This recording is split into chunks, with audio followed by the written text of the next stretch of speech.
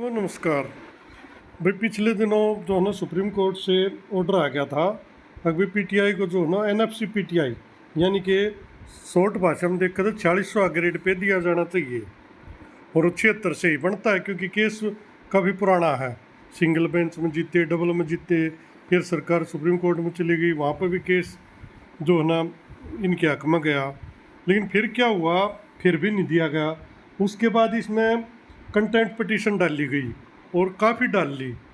अब सरकार का एक सर्कुलर आया है, इससे थोड़ी ही और सिचुएशन सी क्लियर हो जाएगी। बात कर लेते हैं इसकी। निदेशक मौलिक शिक्षा विभाग, शिक्षा सदन, सेक्टर 5, पंचकुला का अर्जेंट डेट बाउंड सर्कुलर है। ये सभी जिला मौलिक शिक्षा अधिकारी को, हरियाणा राज्य के को, लेटर नंबर 100 20/6/2023।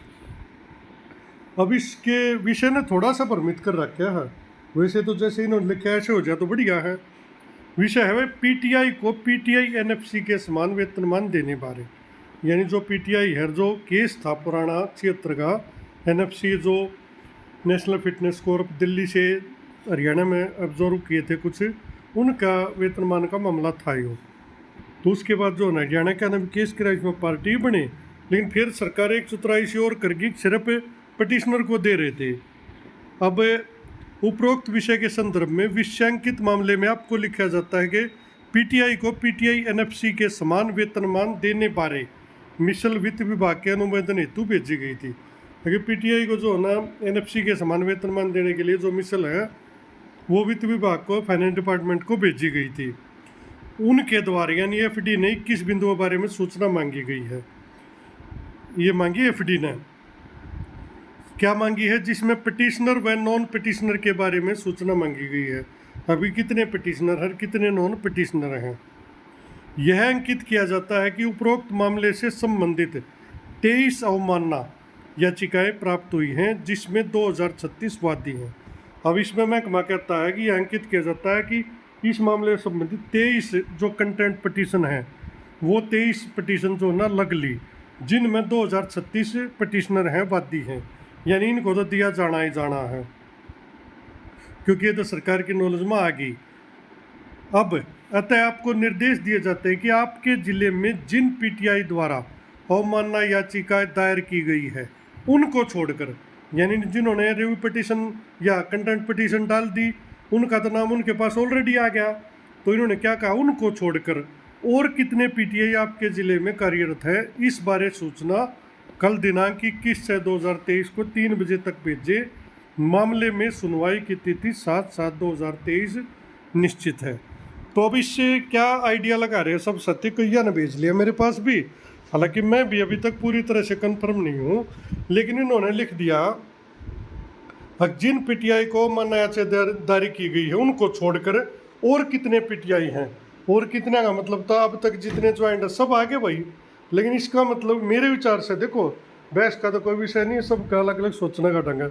मेरे हिसाब से इसका मतलब ये होगा कि और कितने पिटिशनर हैं जो कि कंटेम्प्ट में नहीं आए हैं लेकिन केस में पिटिशनर थे शुरू से, और उनको लाभ दिया जाना है। एक पॉइंट तो इसका ये बनता है कि भाई जो अवमानना याचिका हो सके कुछ ना जारी करी हो, लेकिन वो केस में पिटिशनर हो और उनका लाभ बनता है, इसलिए उनकी सूचना मांगी हो। दूसरा पॉइंट ये भी हो सका है भाई, हो सका भाई सरकार ने सबको देने का मूड बना लिया हो, या कोई ऐसा ऑर्डर आ गया हो, किसी कोर्ट का आ गया हो, या वैसे समझ में आ गया हो अब भैया जर्नलाइज करना पड़ेगा, सबको देना पड़ेगा। दूसरा पॉइंट ये है, इसलिए पूछा है कि और कितने पीटीआई आपके ज़िले में कार्यरत है, क्योंकि यहाँ पर अगर ये लगा देते ना और कितने पिटिशनर आपके ज़िले में कार्यरत, तो क्लियर सी हो जाती। अब इस बात से दोनों तरफ ध्यान जाता है।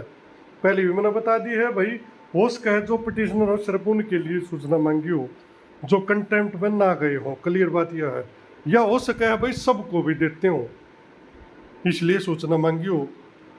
ये जो ना 21 तारीख तक 3 बजे तक भेजनी थी, 7 जुलाई को जो ना इसमें सुनवाई है, या हो सका है भाई कोर्ट में ऐसा एफिडेविट वगैरह इन्होंने दायर करना हो ताकि इन्होंने बताना हो भाई टोटल कितने पीटीआईज है। क्योंकि अब क्या हो गया, जैसे ये फैसला आ गया और सरकार का लेटर आया कि भी सिर्फ पिटिशनर को देंगे, तो उसके बाद इस केस में बहुत सारे नए भी साथी पार्टी बने हैं। हो सके है उस केस के लिए डाटा इकट्ठा कर रहे हो कि वहाँ पर जाकर देना पड़ेगा भाई हमारे पास इतने पीटीआई ही इतना लोड पड़ेगा हमारे पर, फलाना झगड़ा, देखो वो चीज़ थोड़ी सी गहराई की है। तो कुल मिला के भाई मैं तो अभी क्लियर नहीं बता सकता कि सबको मिलेगा या नहीं मिलेगा। बाकी तो समय बताओगा, सिचुएशन बताओगी, या भाई 7 जुलाई की डेट बताओगी, या किसी साथी को अगर ज़्यादा इसके बारे में नॉलेज हो, कोई और लेटर हो, कोई और ऑर्डर आ रहा हो, तो भाई 74 040 16 200 पे भेजना, उससे थोड़ी डिटेल क्लियर हो जाएगी। बाकी मुझे मेरे हिसाब से तो भाई हो सके सबको ना भी मिले, हो सके सिर्फ उनकी सूचना लेते हो ये। और जो पटिशनर थे, मैं तीसरा बता रहा हूँ यह बात, जो पटिशनर थे लेकिन कंटेम्प्ट में नहीं गए, तो इसलिए सरकार हो सके उनका डाटा लेना चाहती हो, या हो सकता है भाई देखो सबका भी लेना चाहते हो, तो भाई किसी साथी के पास और ज़्यादा डिटेल हो तो कमेंट सेक्शन में बताइए, ताकि और साथियों तक भी जानकारी पहुँचे। बाकी मिलना है सबको चाहिए, जब पीछे से दिया जा रहा है तो जो अब लगे हैं या जो बीच में लगे हैं उनको भी मिलना चाहिए भाई। जब वो शुरू से क्लियर होगी एक बात है, अब सिर्फ पटिशनर को देना भी एक तरह से थोड़ा सा अन्यायपूर्ण सा हो सके है। अब भाई कोई कोर्ट में ना गया था कि उसमें देवे को ना जनरलाइज कर देना चाहिए सरकार को। बाकी भाई देखते हैं इस मामले में क्या होता है। धन्यवाद।